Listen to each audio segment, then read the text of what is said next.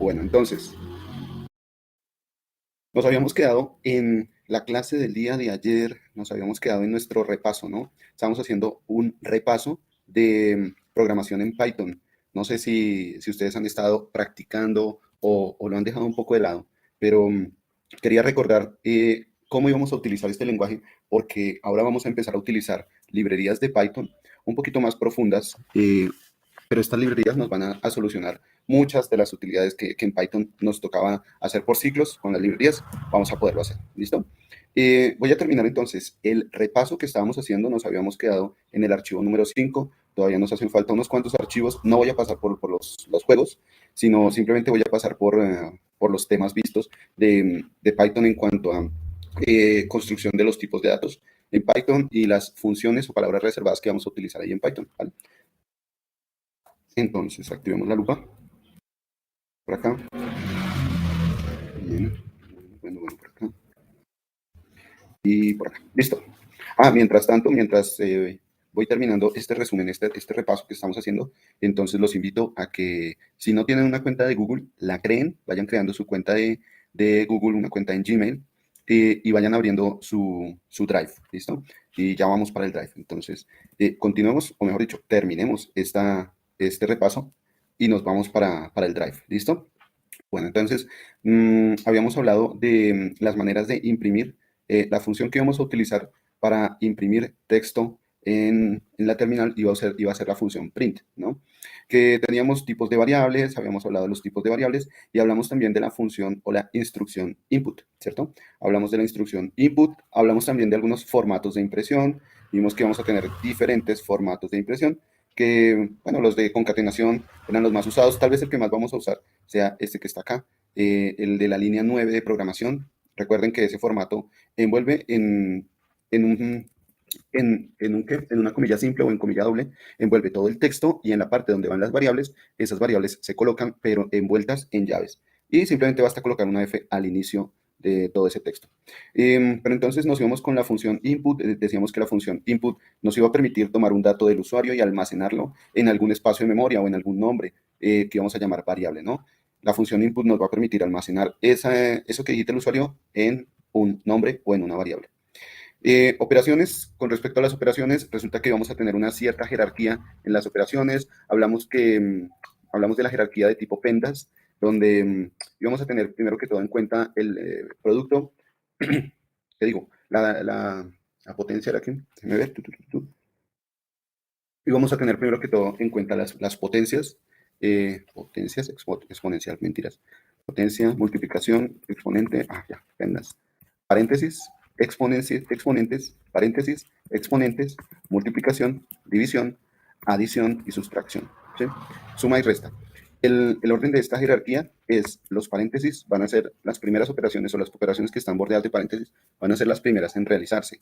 Luego las operaciones que tienen potencias, que tienen una base elevada a un exponente, y luego las operaciones de multiplicación y división, y por último las operaciones de suma y resta. ¿Vale? Bueno, teníamos aquí operaciones de suma, resta, multiplicación y división. Cada una de estas tiene su jerarquía. Esto sería importante en el momento en el que yo tenga que hacer una operación de este estilo, por ejemplo, 2 más 3 elevado a la 4, ¿cierto? O 2 más 3 por 4, entonces aquí yo ya sabría cuál es la jerarquía de las operaciones. Primero se realiza la multiplicación y de último la suma, ¿listo?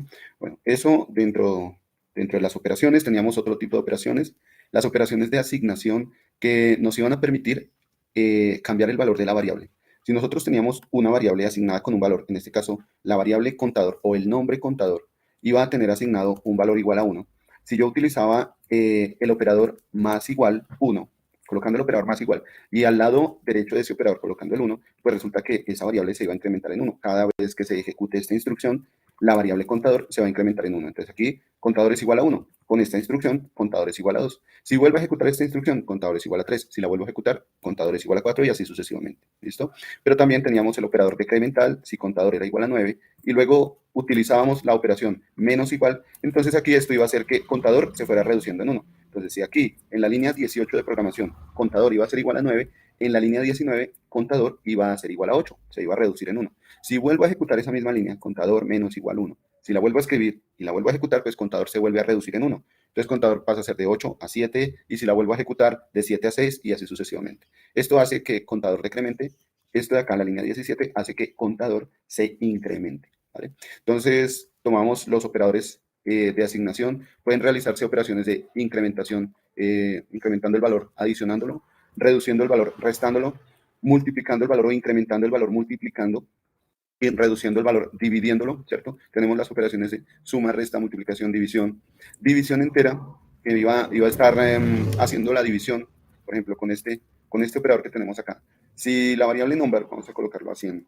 Supongamos que la variable number, antes de utilizar este operador, antes de utilizarlo, la variable number es igual a 4.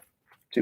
Entonces, con esta operación vamos a hacer lo siguiente. Tomamos el 4 de la variable number, lo dividimos en 2, pero el resultado va a ser únicamente la parte entera. Por eso es el doble operador de división. El resultado es únicamente la parte entera. 4 dividido 2, la parte entera es 2. Ese 2 viene a guardarse en nuestra nueva variable number. ¿Listo? La variable number cambia aquí de valor. Cambiaría de valor. Antes valía 4. Si le aplicamos este operador que está acá, number, ahora valdría 2. Si vuelve a ejecutarse este operador que está acá, y vuelve a ejecutarse siendo number igual a 2, entonces es como si tomara ese 2, lo dividiera con 2 y tomo esa parte entera, 2 dividido 2 va a ser igual a 1. Ahora number es igual a 1. ¿Listo? Esto es para tener en cuenta cuál es el uso de esos operadores o cómo se puede encontrar el valor en esos operadores. Tome usted la variable o mejor dicho, el nombre que tenemos ahí, en este caso la variable es number, haga la operación con el valor que está al lado derecho y ese resultado es el que se va a asignar a la variable, a la nueva variable que está al lado izquierdo. ¿Listo? Entonces tome el valor de esa variable, realice la operación con el valor que está al lado derecho y ese resultado es el que se va a asignar a la variable inicialmente. O sea, vamos a refrescar ahí la variable. Teníamos otro operador que era el operador porcentaje que iba a mostrar o a resultar, a darnos como resultado el módulo, ¿no? Módulo o residuo. Cuando nosotros nos enseñan a dividir, nos decían, la división de tanto por tanto da tanto y residuo tanto, o resto tanto, o módulo tanto. Este porcentaje nos entrega el módulo, nos entrega ese residuo, nos entrega ese resto, eso que queda, ¿no? Y el otro operador es el operador de exponenciación o potenciación. Entonces aquí, si yo tengo, por ejemplo, en number, acá, tengo para number, tengo el valor, digamos que 3, ¿cierto? Si number es igual a 3, entonces aquí lo que estoy haciendo es tomando ese 3, voy a colocarlo aquí como comentario, tomando ese 3 de la variable number, elevándolo al cuadrado. Nosotros típicamente conocemos elevar al cuadrado como con este carácter que parece el techo de una casita, ¿no? Cuando uno dibujaba las casitas de niño, este operador que parece el techo de una casita, 3 elevado al cuadrado. Elevarlo aquí en Python es colocar doble operador de multiplicación. 3 elevado al cuadrado, esto da 9, entonces la variable number ahora cambia, ahora ya no es 3, como estábamos en la línea 33, sino que ahora la variable number es 9, porque se operó con esta línea que tenemos acá. ¿Listo? Entonces, bueno, quitamos esto que está acá. Estas son las diferentes operaciones y los operadores que vamos a tener. Tenemos también otro tipo de operaciones, de tipo lógico, que nos iban a dar un valor de true o de false, ¿cierto? Y empezamos hablando de las operaciones relacionales o de comparación, operaciones que comparan el valor de una variable, de un nombrecito de estos, lo comparan con algún valor. También se puede hacer comparaciones de variables con otra variable, ¿cierto? Pero estos comparadores o estas operaciones utilizan los símbolos de mayor que, mayor igual, menor igual, exactamente igual o diferente de. Y si, dependiendo del caso de las variables, si la variable era mayor igual, menor igual, igual o diferente, entonces íbamos a tener un resultado de true o de false de acuerdo a la condición que nosotros teníamos aquí. Y a esto lo íbamos a llamar una condición, ¿no? A esta operación que tenemos aquí la llamamos una condición. Una condición puede ser respondida como verdadero o como falso, ¿vale? Las otras operaciones son operaciones lógicas en las que empezamos a operar estos resultados de las operaciones relacionales, los empezamos a operar con símbolos lógicos, ¿cierto? Así como tenemos símbolos aritméticos, suma, resta, multiplicación, división, y tenemos los valores numéricos que se operan con esos símbolos, aquí vamos a tener operaciones lógicas o símbolos lógicos que se van a operar con valores lógicos. Estos valores lógicos van a tener resultados de falso o verdadero. Decíamos que nos íbamos a encontrar básicamente, de manera básica, con 3 operadores lógicos. El operador AND, el operador OR y el operador NOT o negación. El operador AND y OR se realizan con 2 valores a cada lado de su operador. Entonces decíamos que si teníamos estábamos operando un falso AND falso, el resultado iba a ser falso. Con el operador AND siempre íbamos a tener falso cuando uno de los dos valores era falso. Si ambos valores eran verdaderos, el resultado del AND iba a ser verdadero. Y se podían tener muchos resultados de AND. False and, true. Por ejemplo, acá puedo colocar, vayamos aquí. Por ejemplo, acá puedo colocar AND, true, AND, false nuevamente, ¿cierto? False. O tener muchos valores que se pueden operar, así como yo tendría en la suma, yo puedo hacer para una suma, puedo hacer 3 más 4 más 2 más 5, así, más. Entonces hay muchos valores y están muchos valores y está cada uno separado. Cada uno de esos valores está separado por el operador. Aquí 9, ¿cierto? Tenemos muchos valores y todos están separados por su operador. Asimismo, tenemos nosotros acá muchos valores, todos separados por su operador, pero el resultado es solamente uno. Así como en la operación que les mostraba hace un momento con la suma, si yo sumo todos esos valores, el resultado va a ser un dígito en decimal. Aquí, con las operaciones lógicas, el resultado también va a ser solo uno, un resultado lógico o falso o verdadero. El operar todos estos valores o me va a dar falso o me va a dar verdadero, solo uno de esos dos. ¿Listo? Decíamos que va a dar verdadero únicamente cuando todas las entradas son verdaderas. Con el OR iba a pasar una cierta diferencia, vamos a tener una cierta diferencia. Con el OR iba a ser falso únicamente cuando todos eran falsos, ¿cierto? Con el AND, el resultado iba a ser verdadero cuando todos los valores eran verdaderos. Con el OR, el resultado será falso cuando todos los valores sean falsos. De resto, si hay un solo valor verdadero, el resultado de la operación OR será verdadero o será true, ¿listo? También teníamos la negación. La negación simplemente cambia el valor. Si estoy negando un operador true o un resultado true, pues not cambia al otro resultado. Aquí teníamos un ejemplo de una operación lógica con un OR. Bueno, resulta que el operador OR también se puede cambiar por la raya vertical, ¿no? La raya vertical es la tecla que está al lado derecho, al lado izquierdo del 1. Al lado del 1 hay una tecla, esa es una línea vertical. Ese es también el operador OR, ¿listo? Pero entonces, si yo tenía aquí un valor, supongamos que este valor de verdad es falso, ¿cierto? Y estoy operando un falso con otro falso, falso o falso. Supongamos que este valor también es falso. Falso o falso me va a dar falso, ¿cierto? Porque el operador O da falso cuando todos los valores son falsos. Entonces, falso o falso me da falso. Pero al negar ese resultado con el not, todo cambia. Ahora todo es verdadero. Ya el resultado que antes teníamos como falso, ahora pasa a ser verdadero. Este es como el juego que empiezan a tener los operadores lógicos, AND, OR y NOT. Y adicionalmente, como un valor agregado, vimos la operación OR exclusiva. La operación OR exclusiva utiliza el operador que nosotros antes usábamos para elevar un número, una base, a un exponente. Ahora lo usamos aquí como una OR exclusiva, donde el resultado es el siguiente: si los valores son diferentes, si los valores a operarse son diferentes, es decir, falso OR exclusivo verdadero o verdadero OR exclusiva falso, entonces aquí en esas operaciones, cuando los valores eran diferentes, el resultado iba a ser true, verdadero. Para cuando eran iguales, el resultado iba a ser falso. ¿Listo? Entonces, por ejemplo, acá estoy operando un falso OR exclusivo a un falso. Los resultados son iguales o los valores son los mismos. Falso con un falso me va a dar un falso. Lo mismo cuando es verdadero. Verdadero con un verdadero me va a dar falso, ¿cierto? Porque son iguales. Son iguales. Cuando los valores son iguales, me da falso. Cuando son diferentes, me da verdadero. Entonces, son diferentes en falso operado con un verdadero o verdadero operado con un falso. Bien, y las últimas operaciones que veíamos son las de pertenencia, donde preguntábamos si un elemento se encontraba dentro de alguna variable. Un elemento estaba dentro de alguna variable, otro operador era el operador de equivalencia, el is, pero bueno, no pasamos mucho a ese, ¿no? El operador de pertenencia in. Y luego empezamos con funciones dentro de la programación, funciones de tipo condicional. Entonces, hablamos de el condicional if. Si se cumple una condición, entonces se va a ejecutar una instrucción. Pero si no se cumple, se ejecuta otra instrucción. Entonces, tomamos por aquí el ejemplo de una comparación de un número. Si tenemos una variable que es igual al número 42 y le decimos al usuario que ingrese otro valor, entonces vamos a ver, dependiendo del valor que ingrese el usuario, vamos a ver si ese valor está por arriba o por abajo de 42. Y empezamos a obtener resultados de impresión, a decirle está un número muy alto o el número está muy bajo, etcétera, etcétera. Entonces teníamos las palabras if, el if y else. ¿Listo? ¿Qué pasa con if y el if?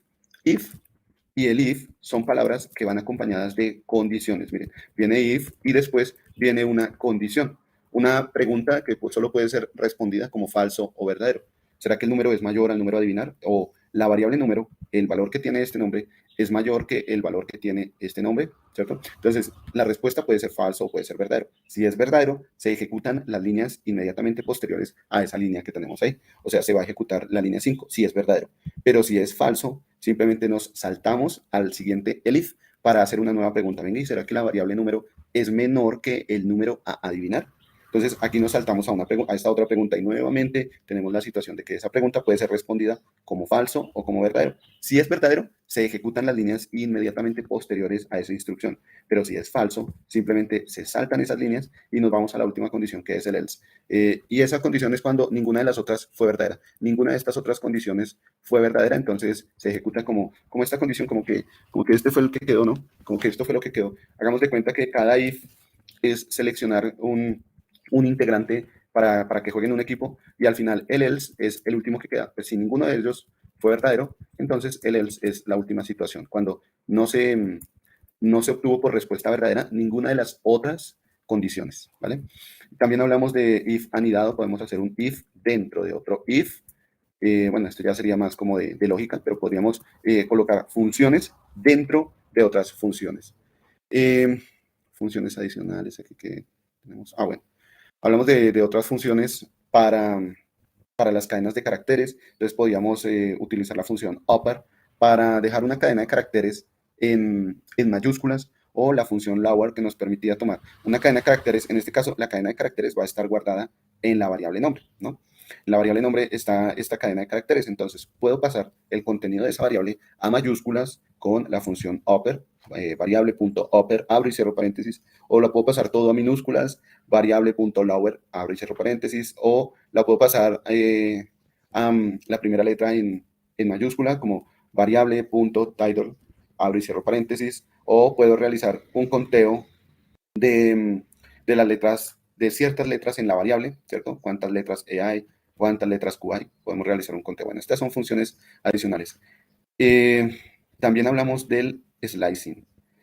Para hablar del slicing con números tendríamos que hablar de listas. El slicing inicialmente lo empezamos definiendo con cadenas de caracteres. Cuando yo tengo una variable con cadenas de caracteres, puedo tomar una posición de esa cadena de caracteres. Entonces aquí la variable nombre tiene toda esta cadena de caracteres, que son ¿cuántos caracteres? Vamos a ver, 2, 4, 6, el carácter espacio es también un carácter, 8, 10, 12, 14 caracteres.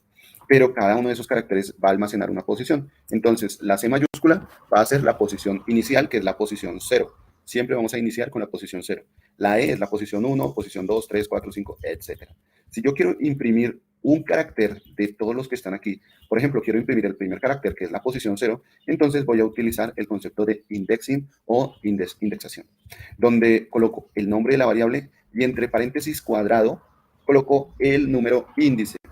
Miren, aquí para que no se confundan, yo sé que algunas funciones requieren de paréntesis circular y otros nombres requieren de paréntesis cuadrado.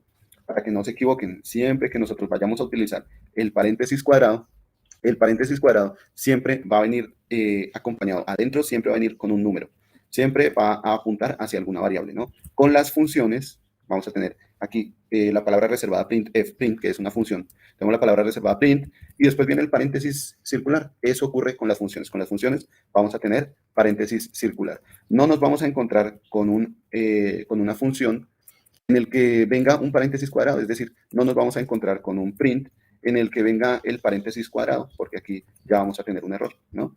El paréntesis cuadrado nos va a servir para ubicar un valor en específico de toda la variable, de lo que está almacenando toda la variable. Entonces aquí estamos ubicando la posición 0 de la variable nombre, aquí estamos ubicando la posición 4 de la variable nombre, la posición 0 es C, la posición 2 es la E, la posición 3 es la S y la 4 es la A. O sea que con esta línea, la línea 5, vamos a imprimir la letra A, ¿no? 0, 1, 2, 3, 4, perdón. Vamos a imprimir la R.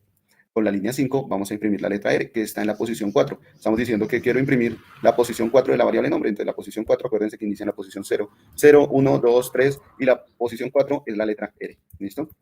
La letra R. Esto es indexing, apuntar a un solo valor. Miren que aquí estamos apuntando a un solo valor.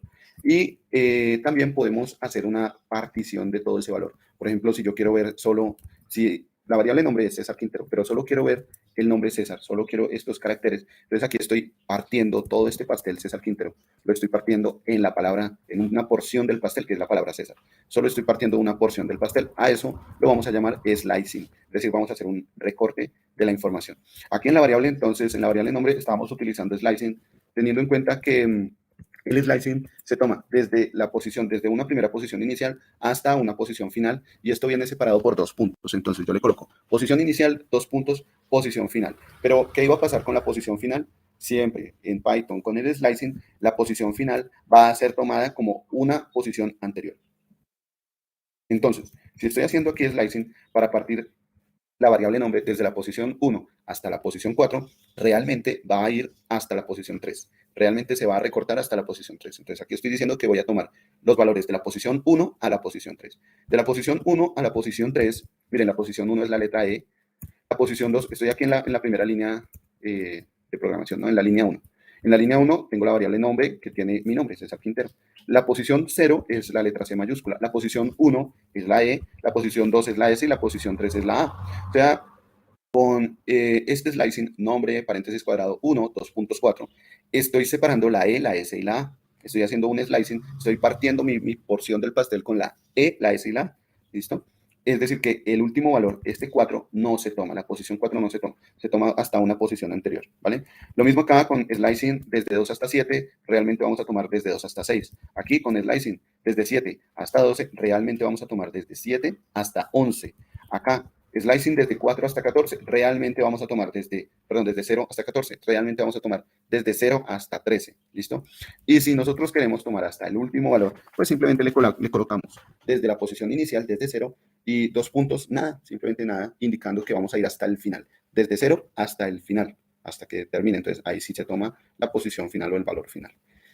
Bien. Entonces teníamos aquí maneras de hacer slicing, y también podíamos hacer un slicing regresivo o un conteo hacia atrás. Si yo inicio desde la última posición, decíamos que la última posición puede definirse con la posición -1, también -1, -2, -3, así podíamos ir reduciendo posiciones. Si inicio en la posición -1 y quiero llegar hasta la posición -9, voy a tener que hacer un incremento. Voy a hablar del incremento, ir saltando, por así decirlo, de piedra en piedra, ir saltando de para atrás de uno en uno, ¿sí? Ir haciendo un conteo regresivo. Entonces, todo eso nos va a permitir hacer el slicing. Si hay preguntas con respecto a esto, pues adelante, ¿no? Vamos a ver si hay preguntas. Acá todo está bien.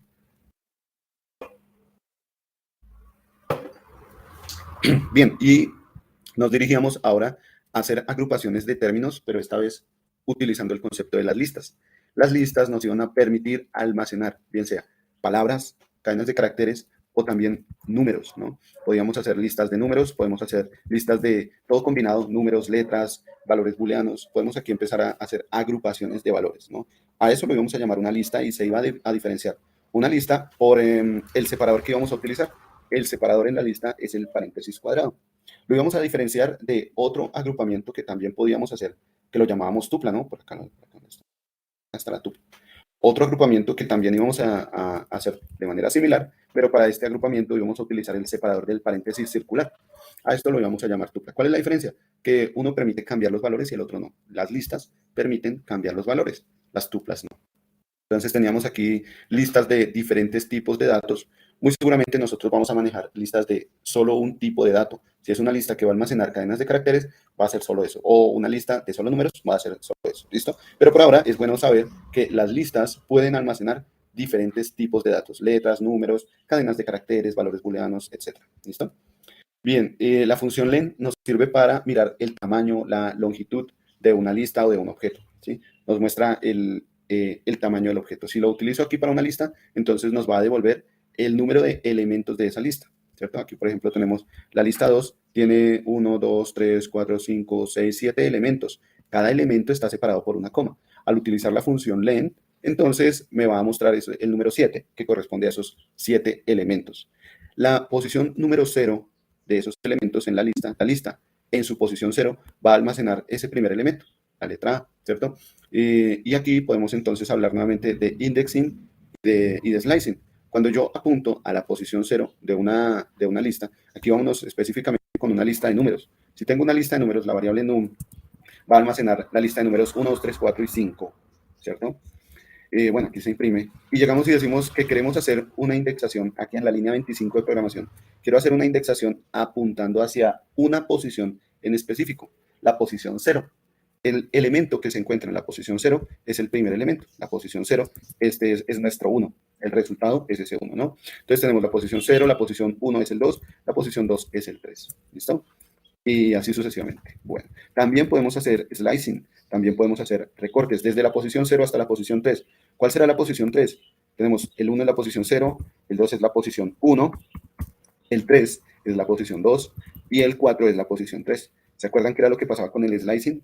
Con el slicing no vamos a tomar hasta la última posición, sino tomamos una posición anterior. Aquí el slicing nos está diciendo que recortemos la variable número desde 0 hasta 3, pero realmente va a ir desde 0 hasta 2.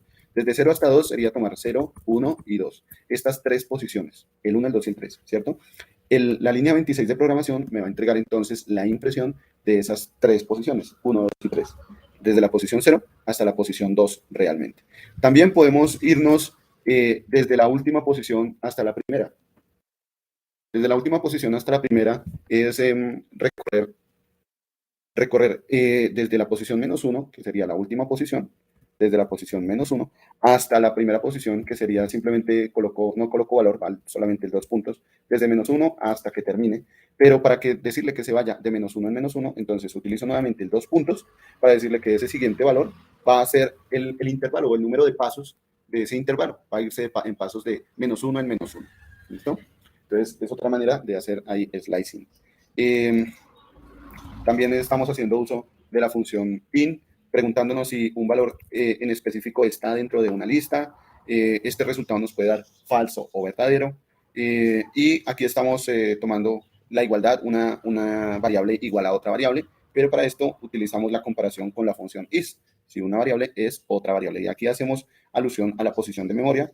En este caso, la variable num1 está apuntando a la variable num, o sea, van a tener el mismo contenido, van a tener el mismo valor. Si yo hablo de la variable num1 a la variable num, el valor que me van a mostrar ambas variables va a ser el mismo. Y si aplico la función is, pues me va a decir que sí, que ambas variables son las mismas, que num1 es num. Me va a decir que es verdadero, que este resultado es verdadero, es true. Mientras que con num2, así guarde el mismo valor de num, si guarda el mismo valor, aquí me va a decir que es falso porque num2 está ocupando otra posición de memoria, otro espacio para almacenar ese numerito que está guardando. A ver, listas 2, segunda parte, listas, segunda parte, el regreso. Vamos a ver aquí qué vimos. Bueno, aquí en la segunda parte de las listas vimos que podíamos utilizar algunas funciones aplicadas a las listas. ¿Cómo utilizábamos esas funciones? Pues simplemente llamábamos a la lista, colocábamos un punto y hacíamos uso de la función. ¿Listo? Aquí vamos a ver la diferencia entre lo que es una función y lo que es un método. Ya más adelantico les voy a mostrar esa diferencia porque nos vamos a encontrar muchas veces con métodos a los que tenemos que aplicarle esta estructura, el nombre de la variable, punto, y el método. Mientras que con las funciones vamos a tener aquí el nombre de la función, paréntesis, y dentro de esos paréntesis colocamos la variable. Entonces vamos a ver funciones y métodos que se aplican de manera diferente, pero realmente lo que van a hacer es un trabajo, es decir, van a tener una función, van a tener un trabajo, ¿sí? Bueno, eso es lo que nosotros encontramos con este tipo de funciones, la función insert. Hablábamos de la función insert. La función insert lo que hacía era adicionar o insertar un valor en una determinada posición. En la posición 1, ¿qué me pasó? En la posición 1 se iba a insertar el 77. Entonces, si nuestra lista num, que era 99, 88, 25, 56, 72, queríamos modificarla colocando en la posición 1 el 77, lo podríamos hacer con la función insert. Aquí ya nuestra lista num ahora tiene el número 77 en la posición 1. Acuérdense que las listas inician en la posición 0, 0, 1, 2, 3, etc. La función append lo que va a hacer es agregar también, así como inserta, append agrega. ¿Cuál es la diferencia entre insertar y agregar? Que la agregación se hace al final, el valor se agrega al final. Insertar lo coloca, ese valor lo coloca en una posición específica, lo inserta en una posición específica, corriendo los otros valores. Con append se agrega ese valor al final de nuestra lista. Otra función es extend. Con la función extend también estamos agregando valores a nuestra lista, pero se utiliza más que todo cuando vamos a agregar muchos valores, varios valores, ¿no? Con la función append estamos agregando un solo valor. Con la función extend podemos agregar varios valores, es decir, podemos agregar por ejemplo, una lista agregada con otra lista. También podemos remover, quitar algún valor específico de nuestra lista. También con la función pop podemos quitar un valor específico de una lista indicándole cuál es la posición que quiero quitar. En un pop quita una posición en específica. Si yo no le coloco ese valor de la posición, simplemente me quita el último valor. Si no le indico qué posición, por defecto la función pop quita el último valor. Otra función para eliminar valores de una lista es la función del o del. La función del borra un valor de una lista. Aquí está, en este caso estamos borrando el valor de la posición 0. La posición 0 es el valor 99, entonces con del estamos borrando el valor de la posición 0. Y por último, la función clear borra toda la lista, ahí sí que la eliminé completamente. Todos los valores de la lista quedan borrados con clear. La lista queda aclarada, queda totalmente clear. Funciones con listas, a ver. Bien, podemos ordenar las funciones con la función sort, podemos ordenar las funciones. Con la función reverse podemos cambiar la posición de la lista de manera inversa. Si nuestra lista era 99, 65, con la función reverse nos va a quedar al revés, 21, 72, 34, 65, 99. ¿Sí? La función reverse cambia el valor inverso al revés, pone al revés nuestra lista, ¿no? Lo ordena hacia atrás, como decirlo, ordena, no sé si queda bien. Dispone de manera inversa nuestra lista. ¿Listo? Bueno, hablábamos también de las tuplas. Las tuplas son otro tipo de dato. Podemos tener también tuplas de tipo numérico, tuplas de diferente tipo de dato, es decir, tuplas con elementos, cadena de carácter, booleanos, valores flotantes o valores enteros. Incluso podemos tener tuplas que almacenen, que uno de sus elementos sea una lista. Miren que aquí tengo una tupla donde uno de los elementos de la tupla es una lista, ¿cierto? Sabemos que es un elemento de una tupla porque está separado por comas. Al lado y lado, ese elemento, al lado y lado, tiene comas. Ese es un elemento de la tupla. La función type nos va a servir para saber cuál es el tipo de dato de esa variable. Si estamos hablando de una tupla, aquí nos va a decir que este tipo de dato es tupla. ¿Qué otra cosa tenemos aquí?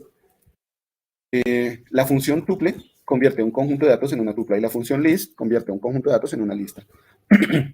Bueno, ¿qué más? También podemos hacer slicing, creo que aquí hicimos slicing, y vamos a ver qué métodos de tuplas. Vamos con, como las tuplas no se pueden cambiar, pues resulta que los métodos que se pueden utilizar para las tuplas son muy pocos. Podemos utilizar métodos que no impliquen el cambio de valores dentro de la tupla, como por ejemplo contar cuántos datos hay, o como por ejemplo saber qué valor hay en una posición en específica. Entonces, para eso están el método count y el método index, ¿cierto? El método count entonces me va a contar cuántos valores hay en una tupla, en este caso cuántos 98 hay en una tupla, y el método index me va a arrojar la posición índice de un valor en específico. Siempre me arroja la primera posición. Entonces aquí, si yo le coloco index, únicamente index 76, pongamos que aquí le coloco únicamente index 76, entonces va a buscar el primer 76 que se encuentre y me muestra esa posición. Pero si yo le digo que empiece desde la posición 2, acuérdense que nuestra lista inicia en posición 0, perdón, nuestra tupla inicia en posición 0. La posición 0 es el 98, la posición 1 es el 76, la posición 2 es el 54. Si yo le digo que quiero que vaya desde la posición 2, desde el 54 hasta la posición 6, 2, 3, 4, 5 y 6, es decir, hasta el final, entonces lo puedo hacer también con el método index. Quiero que me busque el 76 desde la posición 2 hasta la posición 6. Eso lo puede hacer también el método index. Hablábamos entonces de las agrupaciones de tipo conjunto. Tenemos tres tipos de agrupaciones: las listas, las tuplas y los conjuntos, ¿no? Aquí la diferencia es que los conjuntos utilizan las llaves para separar todos los elementos. Hay algunas operaciones entre conjuntos, operaciones como unión de conjuntos, intersección de conjuntos, diferencia de conjuntos. Podemos realizar esas operaciones con las funciones unión, la función intersección, la función diferencia, o la función diferencia simétrica, symmetric difference. Son operaciones entre conjuntos.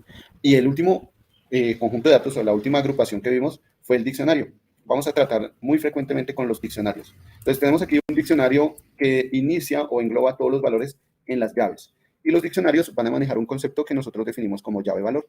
El concepto de clave-valor nos indica cuál es la etiqueta de unos valores, cuál va a ser la etiqueta que se va a dar, el nombre que se le va a dar a determinados valores. Entonces teníamos aquí la etiqueta nombre para César, apellido, Quintero, código, Pero también podríamos tener un diccionario con la misma llave, la misma clave nombre.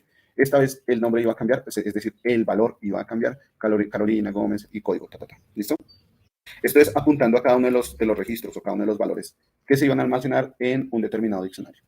Bueno, se imprimían los diccionarios, podemos ver la longitud del diccionario, nos muestra cuántos datos están almacenados en el diccionario. La función type nos dice que es un tipo diccionario, ese tipo de datos es de tipo diccionario. ¿Qué otra cosa tenemos por acá? También podemos hacer indexing con los diccionarios, pero esta vez el indexing es apuntando hacia cada una de las claves, ¿no? Del diccionario. Si tenemos aquí nuestro diccionario con las claves nombre, apellido, código, entonces puedo hacer indexing en la línea 14, puedo hacer indexing de ese diccionario hacia la posición de la clave código, ¿cierto? El indexing se hace es con las claves, esta vez se hace con las claves. ¿Qué otra cosa tenemos? La función get. La función get nos iba a permitir o nos iba a entregar algún valor en específico de esa llave. Por ejemplo, si yo quiero saber cuál es el contenido de la llave apellido en el diccionario 1, entonces puedo colocar diccionario.get apellido y eso me va a mostrar el valor de esa llave en ese diccionario. Aquí el ejemplo, ¿dónde está? Acá. El ejemplo está en la línea 19, diccionario1.get. Entonces le estamos preguntando para que nos entregue el valor que está almacenando la llave apellido. Tenemos otras funciones, función keys, que nos va a mostrar las llaves del diccionario, y la función values. ¿Dónde está la función values? Por acá. La función values que nos va a entregar, nos va a mostrar los valores de ese diccionario.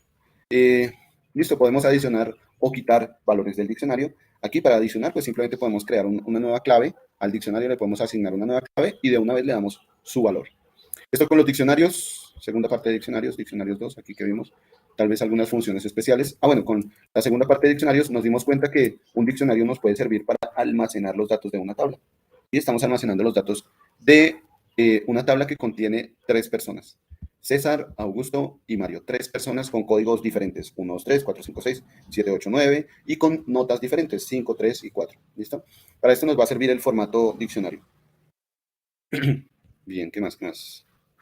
Tenemos también los valores del diccionario. Decíamos que con la función values podíamos obtener los valores de nuestro diccionario estudiantes. ¿Qué otra cosa tenemos por acá? Vamos a mirar las notas de nuestro diccionario, las materias de nuestro diccionario. Bien, ¿qué otras cosas tenemos por acá? Función ítems. Entonces, con la función ítems también podemos ver cuáles son, perdón, cuáles son los valores, como decir, los que digamos, los valores de conteo más bien, los valores de conteo de nuestro diccionario. ¿Qué otro tenemos por acá? Paréntesis, tuplas, etc. Ya el resto lo iremos practicando, ya esto lo iremos practicando aquí simplemente, hice un paréntesis, fin del paréntesis, seguimos con los diccionarios, vamos a ir practicando algunas funciones. La idea es que todo esto se vaya adquiriendo, todas estas habilidades se vayan adquiriendo con la práctica, ¿vale? Entre más practiquemos, pues mejor. Y nos vamos con 2 funciones importantes en Python, la función while y la función for. La función while nos va a permitir mantener la ejecución de ciertas instrucciones cuando la condición es verdadera. Entonces, ¿cómo viene la sintaxis? Viene la palabra while y luego viene una condición, es decir, una pregunta que solo puede ser respondida como falso o verdadero. ¿Será que x es menor o igual que 7? Para esto debimos haber iniciado nuestro valor en tx en algún valor. X debe ser algún valor cualquiera. Puede ser 1, puede ser 100, puede ser 1000. Pero la idea es que con la instrucción while vamos a preguntar en la condición si esa condición es verdadera o falsa. ¿Qué pasa si la condición es verdadera?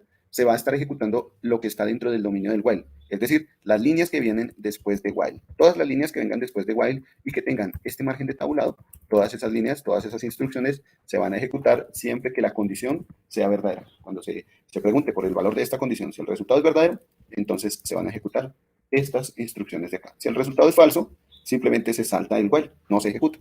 ¿Listo? Y la otra instrucción importante es el for. Con for teníamos la siguiente situación. For iba a tener la sintaxis de colocar la palabra for, luego un contador, luego la palabra in y luego la agrupación de elementos. Esta agrupación de elementos la podíamos hacer con tuplas. Aquí, por ejemplo, días puede ser una tupla, puede ser una lista, puede ser un diccionario, puede ser un conjunto. Bueno, puede ser una agrupación de elementos. Lo importante es que sea eso, una agrupación de elementos, ¿no? Puede ser una cadena de caracteres, lo que sea. ¿Qué va a hacer entonces la instrucción for? Va a tomar nuestra variable, en este caso la variable i. La variable le puede colocar usted el nombre que quiera. Aquí generalmente se utiliza como contadores, el nombre de variable i, j, k. Si yo quiero colocarle otro nombre a la variable, por ejemplo, aquí la variable no se va a llamar i, aquí en esta parte, en la línea 9, la variable no se va a llamar i, sino que ahora la voy a llamar día. Día en singular, no en plural. En plural es la lista, ¿no? La lista es en plural. Día no aparece en ninguna parte del código. La palabra día no aparece. La palabra días sí es una lista, pero la palabra día no. Entonces aquí esta variable yo le puedo colocar el nombre que quiera. Le puedo colocar el supersónico, le puedo colocar Mazinger, le puedo colocar el nombre que usted quiera a esta variable. El nombre que se le ocurra, Goku, vamos aquí con Goku. Entonces, para la variable Goku que va a estar saltando en la lista días, resulta que esta variable entonces va a estar pasando. Para la primera ejecución de todas las líneas que están dentro de este ciclo for, que son las líneas que vienen después y que tienen este tablado, para todas las ejecuciones de esas líneas, la variable Goku va a pasar primero por cada uno de los valores de la variable días. Primero va a ser 1, se ejecutan todas las instrucciones del for, luego la variable Goku va a ser 2, se ejecutan todas las instrucciones, luego es 3, 4, 5 y así sucesivamente. ¿Listo? Por ahora, el valor que le dimos o el nombre que le dimos fue la variable i, es un nombre que le estamos dando a esa variable contador y va a estar pasando en cada uno de los elementos que están almacenados en la lista días, ¿cierto? Y primero es 1, luego es 2, luego es 3, luego es 4, luego es 5, luego es 6, luego es 7, ¿vale? Y aquí la instrucción es solamente una y es imprimir el valor de i, imprimir el valor de ese contador. También tenemos la función range, que es la que se ejecuta más comúnmente con el ciclo for. La función range nos crea un agrupamiento virtual de números. Aquí estamos creando un agrupamiento virtual de números que inician en 0 y terminan en 59, es decir, de 60 números. Estamos haciendo aquí con range 60 una agrupación de 60 números. O sea que en nuestro caso, en este caso, i va a estar pasando por cada uno de esos 60 números, desde el 0 hasta el 59. Acuérdense que en Python hablar de el último valor o la última posición es tomar esa posición menos 1, restarle un valor a esa posición final. Aquí por defecto, cuando yo le coloco range 60, estoy tomando ese valor 60 menos 1, ese valor final es 60 menos 1, y realmente el valor final es 59. Pero también veíamos otras sintaxis para la función range. Podríamos decirle, bueno, quiero que inicie en 0 y termine en 59, entonces para esto range 0,60. Inicia en 0, termina en 59. Si quiero que range inicie en 0 y termine en 59 y se vaya de 1 en 1, entonces le digo 0, range, paréntesis, 0,60,1. Va desde 0 hasta 59 de 1 en 1. ¿Listo? Si yo, por ejemplo, hubiera querido que range iniciara en 10, entonces le coloco range 10, quiero que cuente hasta 15, entonces aquí voy a colocar 16, desde 10 hasta 16, llega realmente desde 10 hasta 15. Y quiero que se incremente de 2 en 2, entonces aquí en lugar del 1 le coloco 2. Con esta sintaxis de range, estoy creando un arreglo virtual de números que van desde 10 hasta 15, de 2 en 2. Es decir, aquí tengo los números 10, 12, 14 y punto. Se acabó. 3 dígitos, 10, 12, 14. No se tiene en cuenta el 15 porque estamos saltando de 2 en 2, ¿cierto? Ese último dígito no se tiene en cuenta. Range 10, 16, 2 me toma 3 números, 10, 12 y 15. Bueno, esto simplemente era para ejemplificar el comportamiento de la función range para un for. Entonces tomamos el contador i en esa agrupación range y puede saltar en cada uno de esos valores de range. Y aquí lo que hacíamos era imprimir el valor de i. ¿Listo? Y ciclo para una variable string. Bueno. Y teníamos lo mismo para una variable de tipo string, es decir, la variable letras. La variable letras iba a tener una cadena de caracteres, ¿cierto? Esa cadena de caracteres íbamos a utilizarla como nuestro valor de agrupación, ¿cierto? Nuestro ciclo for entonces va a tomar la variable letra y va a saltar en cada una de las letras de nuestro arreglo que se llama letras, de este conjunto de cadena de caracteres que se llama letras, y simplemente se iba a imprimir esa letra. ¿Listo? Y bueno, creo que ya con esto terminaríamos. Vamos con la segunda parte del for. Recordamos esta segunda parte del for y nos vamos a descanso. Dice que podemos tener también un ciclo anidado, es decir, un arreglo de tipo matriz, una lista dentro de otra lista. Eso sería una matriz, listas dentro de listas, ¿vale? Y aquí en la segunda parte del for simplemente se ven esas listas dentro de listas recorriéndolas por medio de ciclos for anidados. Un for dentro de otro for, ¿listo? Se puede utilizar para colocar nuevos valores, ingresar nuevos valores, que sea el usuario el que le dé los valores a la matriz. Se puede utilizar para mostrar los valores de esa matriz, bueno, etcétera. ¿Y qué otra cosa tenemos por acá? Bien, creo que ya más. La conclusión de esta última parte es que se podían realizar ciclos dentro de ciclos, es decir, un for dentro de otro for. A esto lo llamábamos ciclo anidado, ¿listo? Y bueno, ya lo demás eran ejercicios para adquirir un poquito de práctica. Esta parte de funciones. Bueno, la creación de funciones, ¿no? Hablábamos de la definición de funciones. Con la palabra def podíamos crear funciones que retornaban un valor, funciones que no retornaban un valor, funciones que necesitaban parámetros o funciones que no necesitaban parámetros, ¿no? Entonces, vámonos a nuestro descanso y continuamos con los conceptos de programación, pero esta vez los vamos a trasladar a nuestro Google Colab. ¿Listo? Nos vamos al Google Colab. Es decir, voy a pedirles que tengan listo su drive de Google. Tengan listo su drive de Google. ¿Listo? Y ya nos vamos para allá. Entonces, descanso 10 minutos, ya nos vemos.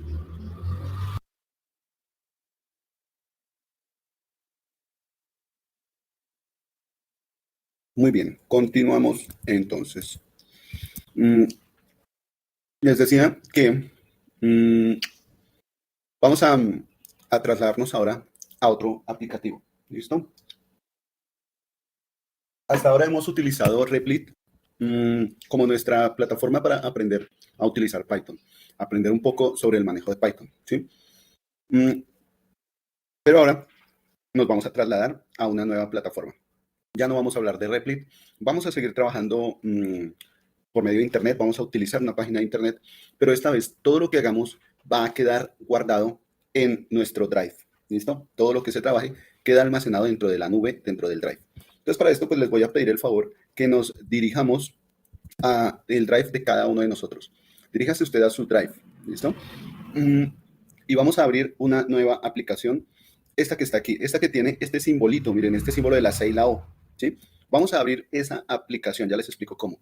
Vamos a abrir esa aplicación, se llama Google Colab y es algo así como un entorno donde nosotros podemos hacer dos cosas, programar y colocar apuntes. ¿Sí? Nos va a servir para esas dos cosas, para programar y para ir colocando apuntes. Entonces, para abrir este aplicativo o para crear, ya ustedes para que ustedes puedan crear sus propios Colab, entonces los voy a invitar a que realicen la instalación de su Colab. Para esto, bueno, de manera ordenada, yo recomiendo que ustedes siempre se vayan a una carpeta específica de su Drive.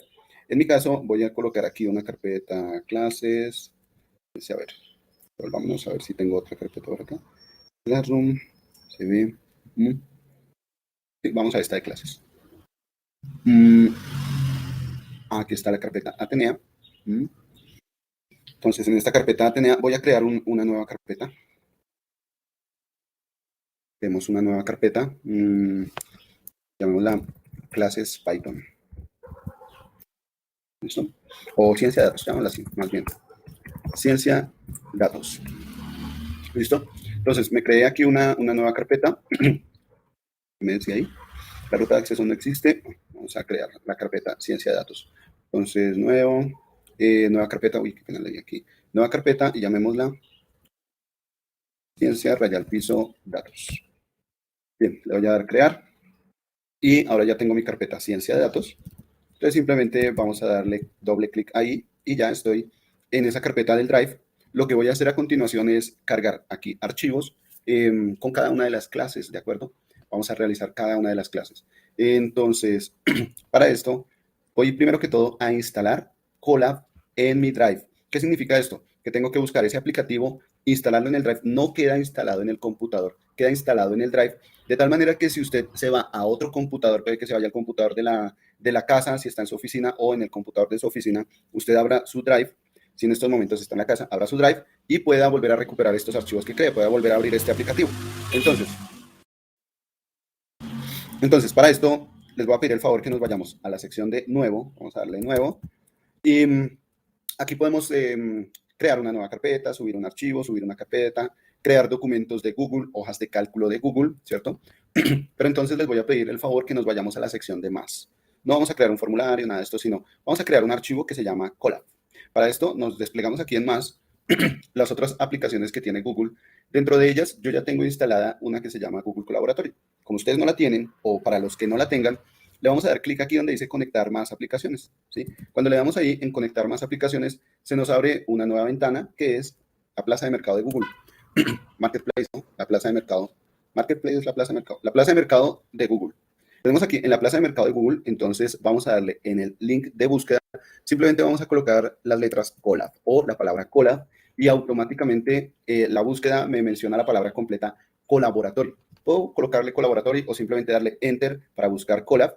Voy a indicarle Colaboratory y resulta que me entrega los siguientes resultados. Bueno, aquí generar Excel, Mail, bueno, algunas aplicaciones que tiene Google en su Drive. Por ahora la que me interesa, la aplicación que me interesa es esta que dice Colaboratory. Vamos a darle clic aquí a esa aplicación, la que dice Colaboratory, que abajo está la descripción que dice que es un equipo colaboratorio, un equipo colaborador.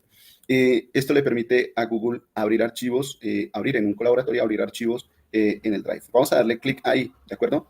A mí me aparece ya, aquí en esta sección, me aparece desinstalar porque yo ya la tengo instalada. A ustedes les va a aparecer instalar, simplemente instálenla, denle clic ahí en instalar, no se va a estallar el Drive, no se va a estallar la computadora. Vamos a darle clic ahí, vamos a instalar esta aplicación que tiene este logo, la C y la O, ¿listo? Es el Google Colab o Google Colaboratory, cualquiera de las dos. El Google Colab. ¿Sí? Me perdí, no sé cómo es que, por dónde puedo buscarlo, el colaboratorio, por favor, que te lo puedes repetir. Ah, sí, mira, aquí en la parte de búsqueda, en la parte de búsqueda, su merced coloca Colab, ¿listo? Colab o Colaboratory completo y le da clic ahí a Colaboratory, ¿sí? Si usted está en su celular también lo puede trabajar, también puede trabajar esta programación ahí en su celular, simplemente abriendo el Colaboratory, ¿no? El Colab. Tal vez con el celular hay un poco más de incomodidad, pues por el tamaño del dispositivo y las teclas, la programación, ¿no? Es más cómodo ser un programador en el computador, con el teclado del computador. Entonces, le da clic ahí a Colaboratory y le dan instalar, ¿vale? Por favor, le dan instalar. Y cuando ya lo tengan instalado, una vez que lo tengan instalado, entonces nos vamos ahora sí a crear un archivo nuevo. ¿Cómo vamos a hacer eso? Vamos a irnos aquí a la sección de nuevo. Le damos clic ahí a nuevo. Nuevamente en más, ya podemos ver la aplicación de Colaboratory. Si yo le doy clic aquí en Colaboratory, entonces me va a abrir una ventana nueva, me va a desplegar una ventana nueva, que es precisamente esa aplicación, un archivo nuevo en Colab o en Google Colab o en Google Colaboratory, como quieran llamarlo. Yo lo voy a llamar Colab para reducir gastos, ya que está tan caro el costo de vida. Voy a llamarlo Colab, ¿listo? Simplemente le doy clic aquí, Google Colaboratory, pin, le doy clic, le doy Enter, le doy clic, le doy, bueno, lo que sea, oprimo, y se me abre esta nueva ventana.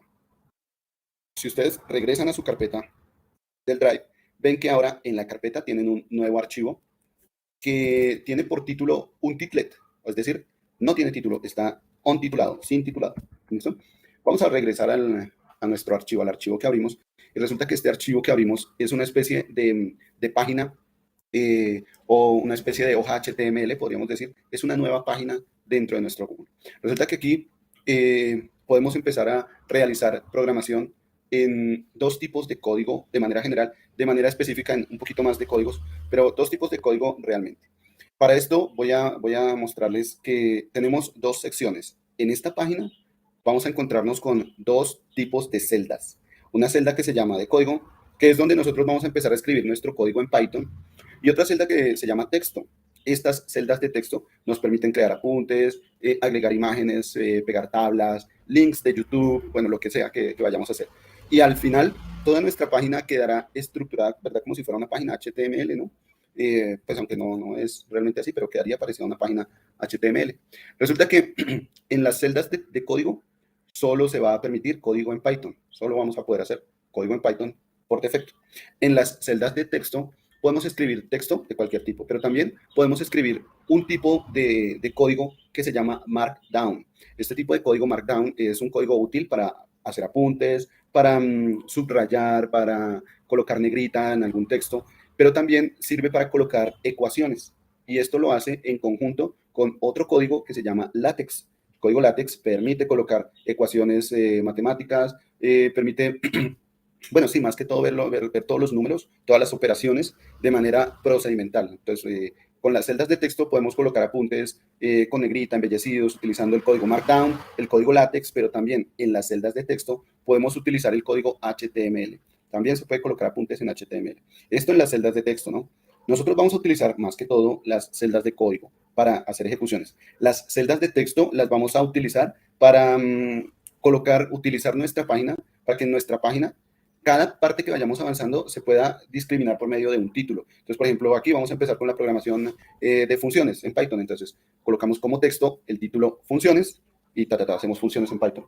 De pronto utilizaremos alguna celda de texto para hacer alguna descripción, para hacer algún apunte adicional. Nos puede servir para colocar apuntes, pero realmente quien va a ejecutar el código es las celdas de código, ¿vale? Eso es lo primero que tenemos aquí en Colab. Pueden ustedes cambiarle el nombre a su archivo de Colab. En la parte superior, aquí aparece un titlet 0. Si ustedes seleccionan con doble clic ese nombre, aquí ya le pueden cambiar el nombre a ese archivo de Colab. Por ejemplo, llamémoslo, ¿cómo lo empezamos a llamar? Empezamos con inicios. Inicios. Y miren que la extensión de este archivo está el nombre del archivo, .ipynb. ¿Qué significa la extensión ipynb? Significa que es una extensión de archivos que se llaman archivos de tipo Jupyter o archivos de apuntes Jupyter.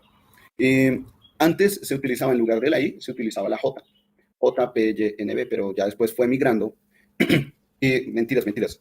La I es porque estamos haciendo programación en IPython. Entonces, ahorita el código que se maneja es un código de Jupyter. Debería utilizarse la J, JPYNB. Sin embargo, como inicialmente se creó con la I de IPython, es decir, archivos IPY, archivos IPython, entonces se dejó la I.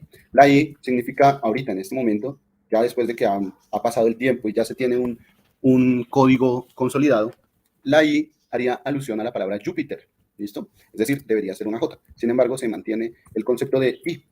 I de IPython, yo en Python. ¿Listo? La P y la Y, pues Python. Y NB hace referencia a notebook, es decir, como un cuaderno de apuntes, como el cuaderno de tareas, ¿cierto?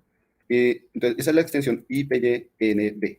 Vamos a poder abrir archivos con esta extensión. Y resulta que esta extensión va a ser frecuentemente utilizada por los científicos de datos. Extensión IPYNB. Vamos a poder abrir este tipo de extensiones, este tipo de archivos en Colab, pero también en nuestro computador. También vamos a poder abrir este tipo de archivos o en otro aplicativo que ahorita les muestro cuál es, ¿vale? Para que no nos desorganicemos. Entonces vamos por acá con el nombre de nuestro archivo. Este archivo se llama inicios.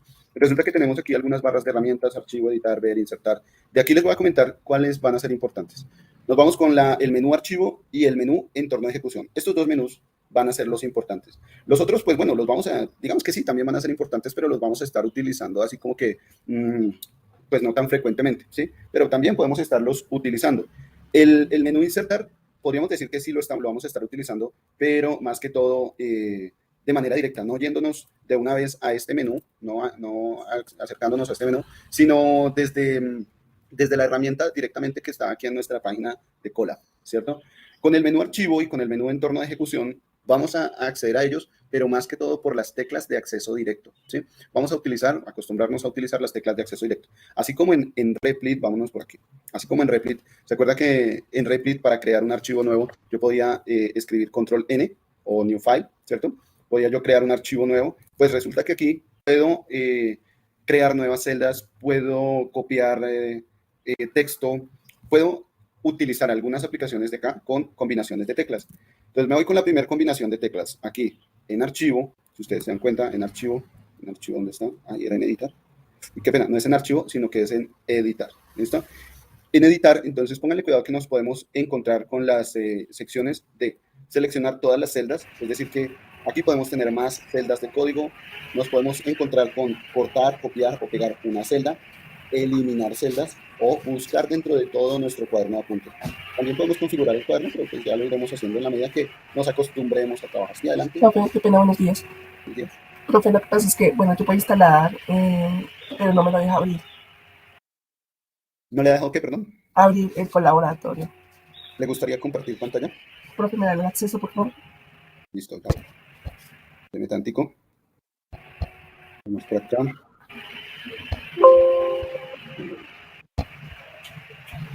Listo. Sandra Camila, adelante.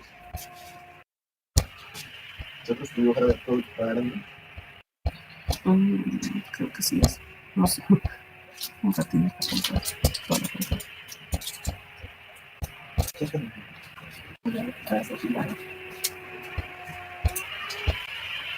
¿Ya, profe? Sí, señorita, correcto. Gracias. Listo. Cuénteme a ver. Entonces acá yo le doy así como se dice, en nuevo, Sí. doy más, Sí. y acá aparece, ¿ves? Bueno, te Entonces, doy acá donde dice continuar, no sí, sé. ujú, Y acá, bueno, acá lo busco. correcto. eh, y acá está y me aparece instalada, ¿sí? Pero yo lo digo, Sí. no me desinstala así y no me deja abrirla.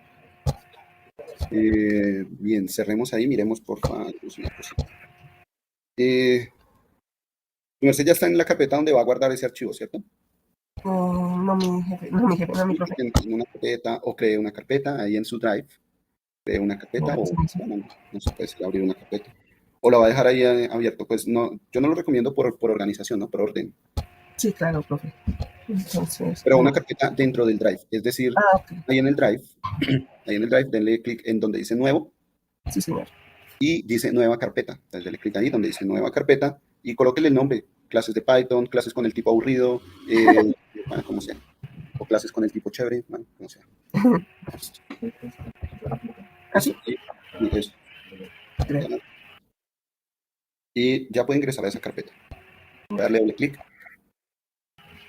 Listo. Entonces, ahora vamos a ver. Dice, bueno, no sé si sea por almacenamiento, pero raro porque yo también estoy con el mismo almacenamiento. Vayamos a nuevo. Vamos donde dice más. Ah, su merced puede quitarme ahí donde dice ocultar, en la parte de abajo dice dejar de compartir, darle ocultar. Eso. Señor. Y vamos otra vez con nuevo. Déjame ver qué aparece. Ujú.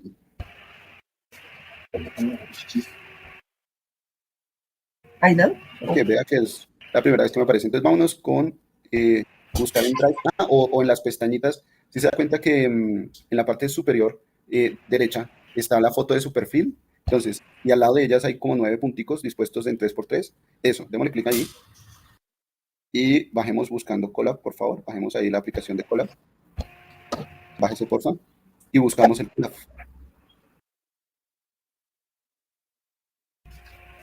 Pasó muy rápido, no lo alcancé a ver. No sé si estaba ahí. ¿No está? No, no está. Bajemos al final, ¿qué dice? Al final no está más de Google. Démosle ahí en más de Google a ver si nos sale. No, pero nos abre esta otra. Bueno, volvamos al Drive. Volvamos al Drive y donde dice buscar en Drive. Pongámosle Colab. ¿Usted tiene ese computador es, esta cuenta es empresarial o el computador es de la empresa? No, señor, es de acá, de la casa. Tu casa. Sí. A ver por dónde más podemos hacer. Eh, Permítame un segundito. A ver, ya le digo por dónde más podemos ingresar. Bueno, profe. Complementos. No está aquí. No está en la parte de complementos, información, permítame un segundo. Ya le digo cómo.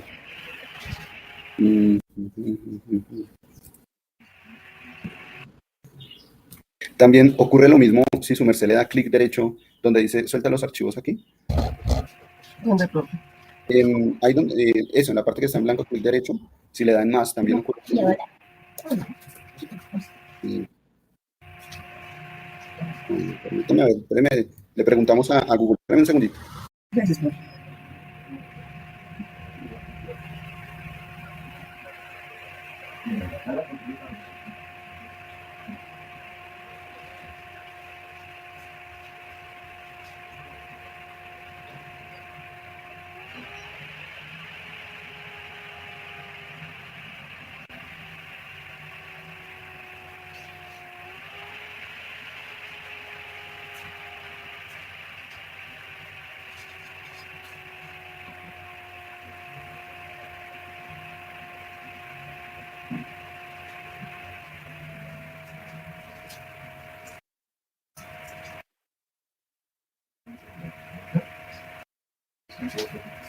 Ok, ok. No, déjamelo por ahí, te lo doy.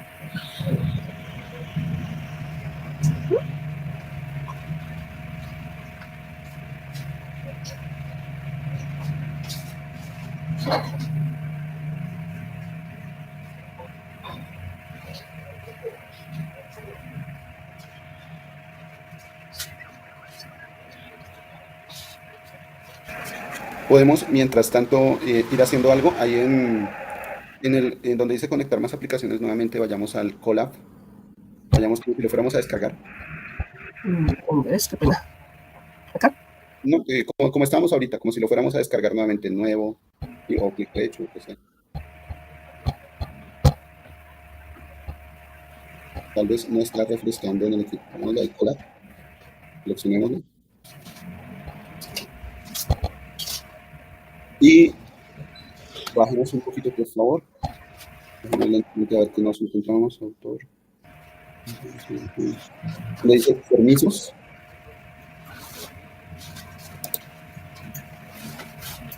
¿Qué dice con este permiso? Déjeme ver arriba qué dice, por favor.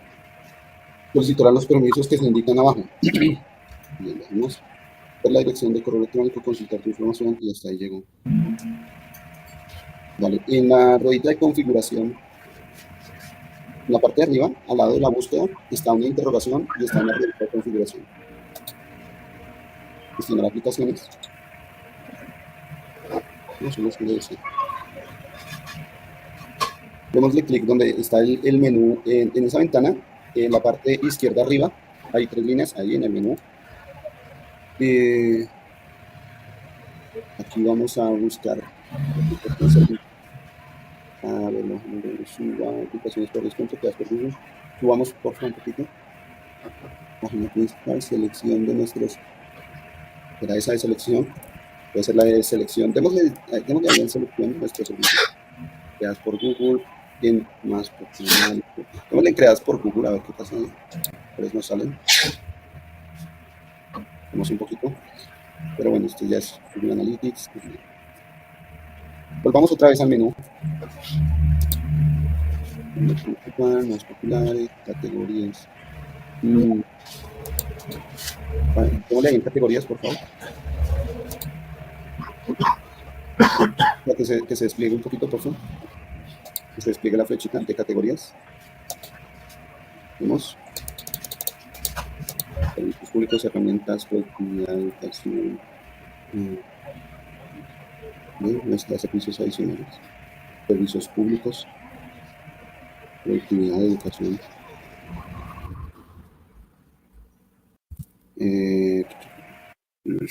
Si bajamos más, ¿se puede ver algo más abajo? No, ya está todo. No, mi profe.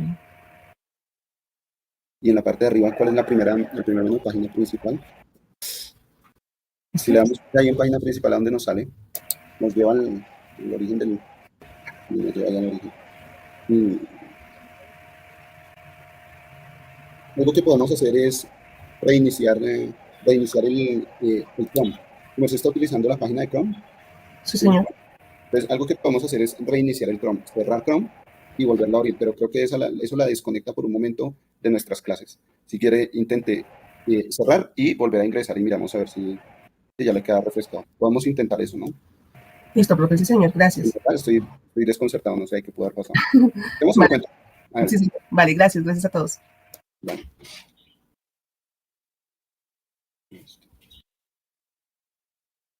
Muy bien, mientras Sandra reinicia, yo voy a compartir pantalla aquí.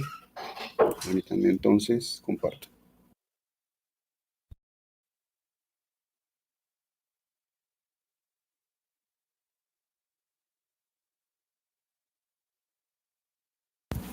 Bien, entonces estábamos aquí con nuestro collab. No, supremamente raro, no sé por qué no le salió. Rarísimo. Bueno, entonces les iba a comentar un poquito acerca de las herramientas que vamos a utilizar acá. Generalmente lo que nosotros vamos a hacer es manipular las celdas, algunas veces copiarlas, otras veces desplazarlas, cortarlas, borrarlas, bueno, ¿sí? Entonces para esto vamos a encontrarnos con algunas herramientas del menú de edición, ¿listo? Pero también vamos a trabajar con las herramientas del menú que dice entorno de ejecución. Estas herramientas las vamos a utilizar frecuentemente con las teclas, es decir, con la combinación de teclas. La combinación de teclas que más vamos a utilizar es la combinación Control-Enter o la combinación Control-Shift-Enter o también la combinación Shift-Enter. ¿Listo? Si usted le da solamente Enter, hace que genere una nueva línea, se hace un salto de línea, se crea un salto de línea. Entonces, por esto es que hay que combinarla con Control o con Shift, ¿de acuerdo? O Control-Shift, como usted quiera. Para la celda seleccionada, yo voy a utilizar Shift-Enter, pero también se puede utilizar Control-Enter, ¿no? Si ustedes quieren, pueden utilizar Control-Enter, la que ustedes quieran. Entonces, aquí me voy con la otra sección de nuestro Colab, que es la sección de herramientas que está al lado izquierdo. Vale, cuidado que al lado izquierdo nos encontramos con una sección que dice índice, otra sección que habla de buscar y reemplazar, otra sección que habla de variables y otra sección que habla de archivos. Entonces, con esta sección de índice, nosotros podemos desplazarnos a lo largo de nuestra página. Si yo le doy clic acá, entonces se nos abre esta nueva ventana donde aparece la primera sección, que es la sección actual en la cual estamos. Pero si nosotros hemos creado más secciones, es decir, hemos creado más ventanas de texto, muy seguramente vamos a poder desplazarnos a lo largo de toda la página simplemente indicando aquí en el índice esa ventana de texto. ¿Listo? Entonces, por ejemplo, ¿cómo lo podemos ver? Aquí voy a añadir una celda de texto. ¿Listo? Añado esa celda de texto y si ustedes se dan cuenta, aquí en el índice pues no aparece nada, no he escrito nada. Pero para colocar un valor en el índice voy a colocar el carácter de almohadilla. ¿Listo? O el numeral. Entonces voy a colocar algo así como sección 1. ¿Listo? Si yo digito aquí sección 1 y ejecuto esta celda, resulta que en la parte de índice ya me aparece sección 1. Yo ya puedo seleccionar sección 1 dentro de mi página. Si en mi página llego a tener más secciones, o sea, digamos que creo aquí otro archivo, nuevamente me voy con almohadilla y ahora sección 2. ¿Sí? Entonces se van a ver esas secciones en el índice. Si yo quiero saltar a la sección 1, lo puedo hacer en el índice. Si quiero saltar a la sección 2, lo puedo hacer desde aquí, desde el índice. ¿De acuerdo? También puedo aprovechar para eliminar ya estas secciones. Vamos a quitar esto, era simplemente un ejemplo. Voy a borrar. Cada una de las celdas tiene herramientas al lado derecho. Tenemos aquí herramientas al lado derecho. Las celdas pueden subir de posición, bajar de posición. Podemos copiar enlaces, colocar anotaciones, apuntes, copiar valores, borrar toda la celda y otras herramientas. Copiar celda, cortar celda, seleccionar celda. Por ahora, lo que yo voy a hacer es borrar la celda, entonces voy a darle clic aquí, a borrar, borrar, voy a borrar todas estas. Y quedo como el principio, con una sola celda. ¿Cuál es la diferencia entre las celdas de texto y las celdas de código? Cuando yo abro una nueva celda de código, miren, aquí esa celda que abro tiene al lado izquierdo el símbolo de ejecutar, de correr, play, ¿cierto? Esa celda que tiene ese símbolo de ejecutar es una celda de código. Si yo abro una celda de texto, las celdas de texto no tienen ese símbolo, ¿cierto? Eso es lo que va a pasar con la diferencia entre las celdas de código y las celdas de texto. Es importante que tengan en cuenta dónde van a escribir su código en Python. En las celdas de texto no vamos a escribir código en Python. Pregunta. Profe, en la parte de texto, cuando yo voy a ingresar una línea, sí me aparece el mismo icono de ejecutar celda, pero aparece en la parte superior del renglón. ¿Cómo así, su merced? Cuando clicas ahí en texto, no código, sino en texto. Sí, acá. Sí. Le pico ahí. Sí. Ajá. Y a mí me aparece el mismo símbolo de ejecutar, el del botoncito, pero en la parte de arriba, debajo de los paréntesis. De abajo de los paréntesis. No, si quieres, te paras encima de lo, señor. Compartamos bueno, pantalla. Bueno. Listo.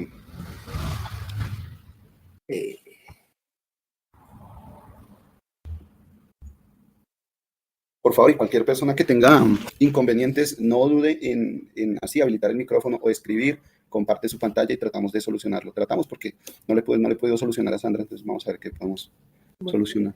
En código me aparece el botón de ejecutar, lado izquierdo, pero cuando me paro en texto, me aparece en la parte superior también ejecutar. Sí, pero eso es de la celda de texto. Mire que el cursor está titilando en la parte de texto. El cursor está titilando en texto, ¿sí? Entonces ahí ya se puede escribir exactamente.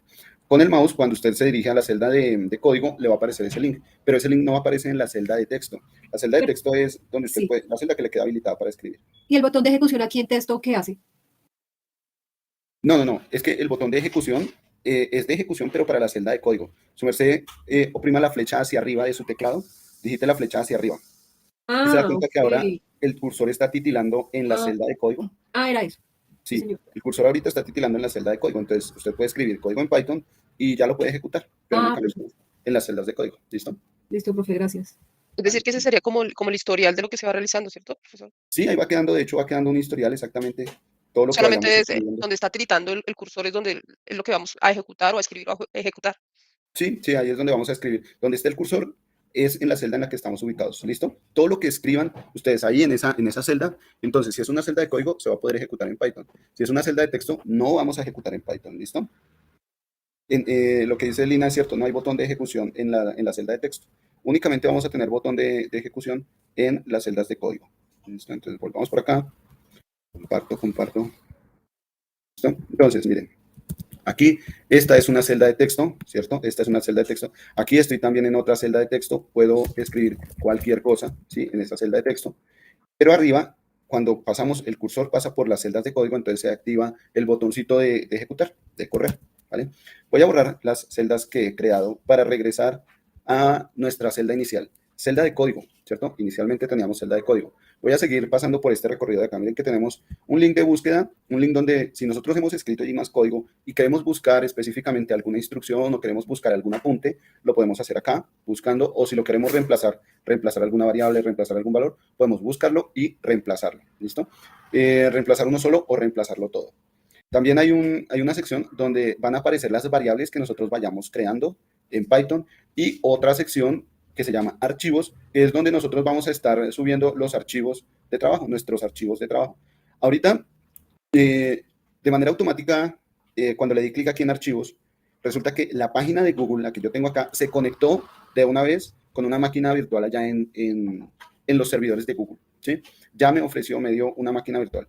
Ya les digo cómo pueden saber eso. Por ahora, miren que en la parte de archivos aparece un archivo por defecto, una carpeta por defecto, la carpeta Sample Data, que es la carpeta que va a tener estos archivos. Si yo la despliego, la carpeta Sample Data va a tener un archivo README con extensión .md.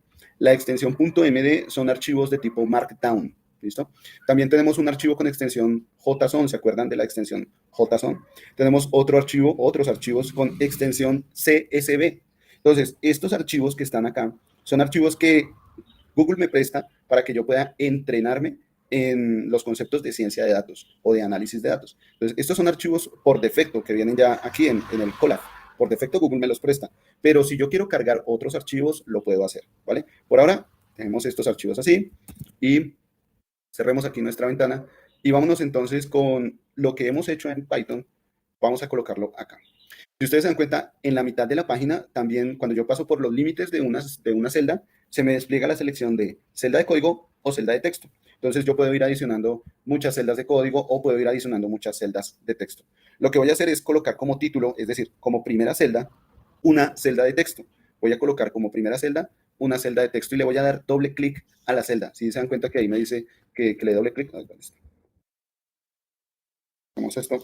Entonces, si ven que en la parte donde está la celda de texto, aquí en esta sección dice, haz doble clic o pulsa intro para editar. Yo me puedo desplazar por cada una de las celdas. Miren, aquí tengo la celda de abajo está seleccionada, pero no veo al cursor titilando. El cursor no está titilando. Si yo con las flechas del teclado subo, voy a ver la siguiente celda, la celda de arriba, la veo seleccionada, pero nuevamente no veo al cursor titilando. Para poder ver al cursor titilando, tengo que darle Enter. Si yo le doy Enter, miren que le voy a dar Enter, mire, le doy Enter y ya veo al cursor titilando, ¿cierto? Si yo no quiero ver el cursor titilando, le doy Escape. Entonces voy a darle Escape, la tecla de Escape, la tecla que está en la parte superior izquierda, la esquina superior izquierda, y ya no está el cursor titilando y puedo estarme desplazando entre celdas, ir subiendo de celdas o bajando de celdas. No importa si son celdas de código o celdas de texto, voy a poder seleccionarlas. En este caso, la celda que está seleccionada, miren, aquí tengo selección en las celdas de código. Voy a irme a la celda de arriba, la superior, la celda de texto. ¿Recuerdan? Esto es una celda de texto. Le puedo dar doble clic con el mouse o puedo darle Enter, ya que la tengo seleccionada, le voy a dar Enter, ¿listo? Si le doy Enter, entonces ya se ve el cursor titilando.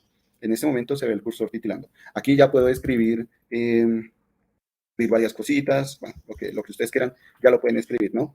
Para esto para escribir apuntes, en esta celda de texto voy a escribir apuntes, ¿listo? Voy a escribir todos los apuntes que sean necesarios, todo lo que me ayude para entender cómo voy a seguir la estructura del código o mi estructura de aprendizaje, voy a utilizar todo esto para apuntes, ¿listo?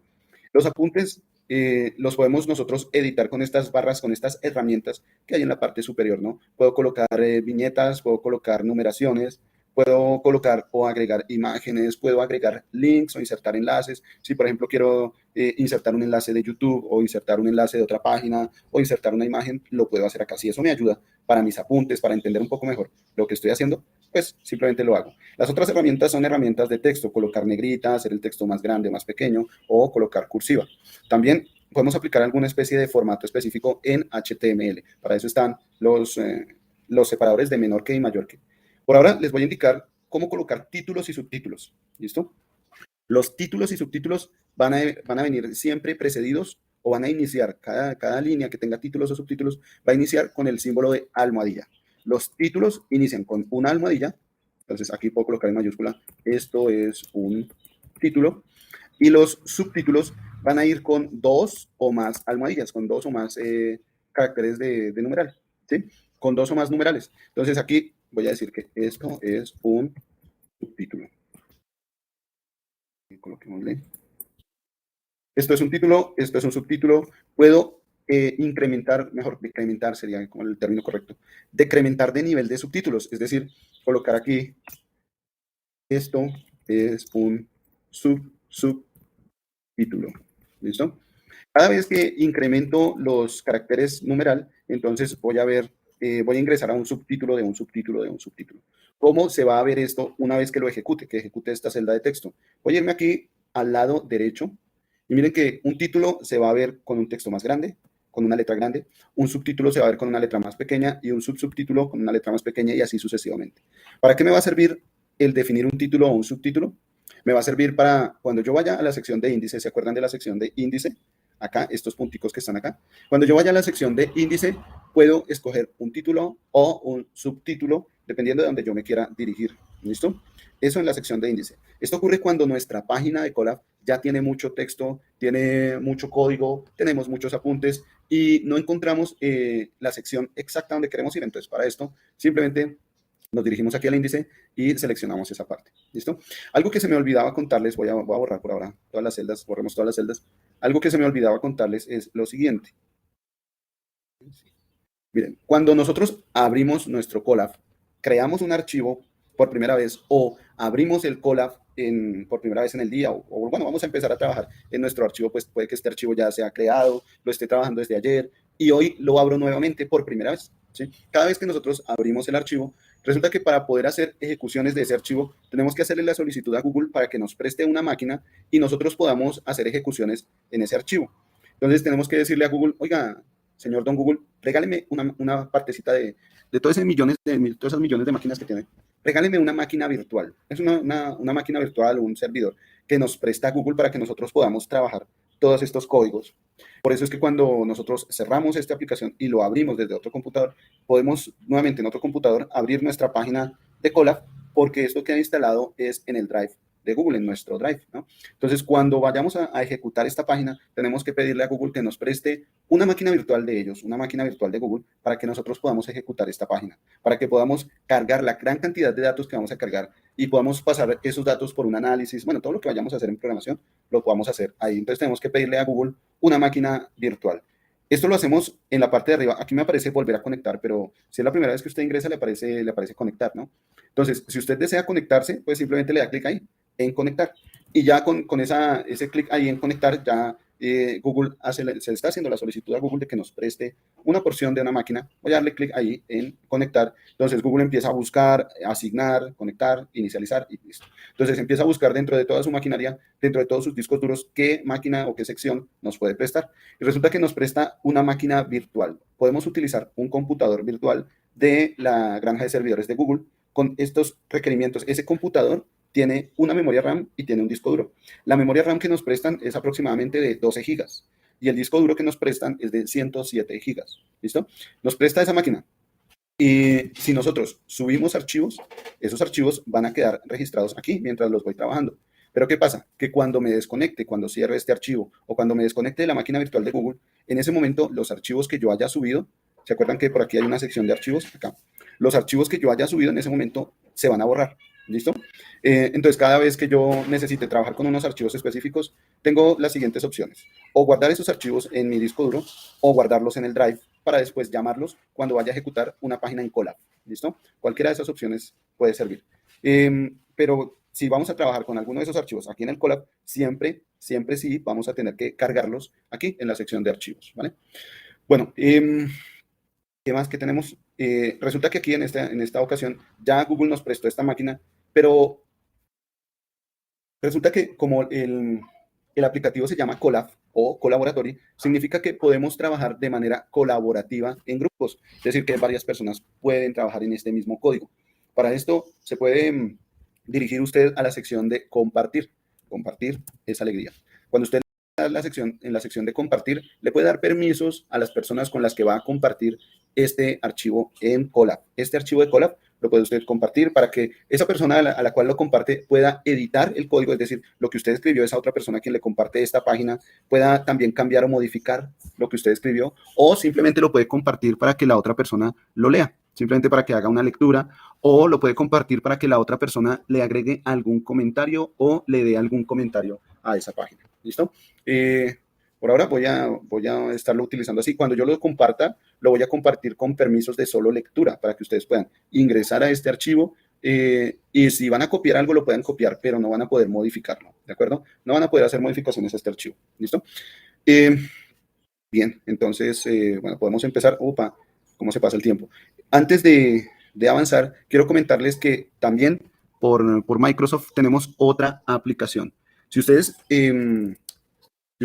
se permiten abrir el explorador Edge de Microsoft, ¿sí? Abrir el explorador Edge de Microsoft me permite utilizar otra herramienta. En esta ocasión, esta herramienta ustedes necesitan tener una cuenta de Outlook o una cuenta de Microsoft 365, lo que sea, ¿no? Office 365, lo que sea. Pero simplemente con que usted tenga una cuenta, puede tener una página similar o un aplicativo similar al Colab, va a trabajar de manera similar, un poco diferente, pero similar en cuanto a que también se puede utilizar para ciencia de datos. ¿Listo? Este aplicativo que les voy a mostrar también se puede utilizar para ciencia de datos.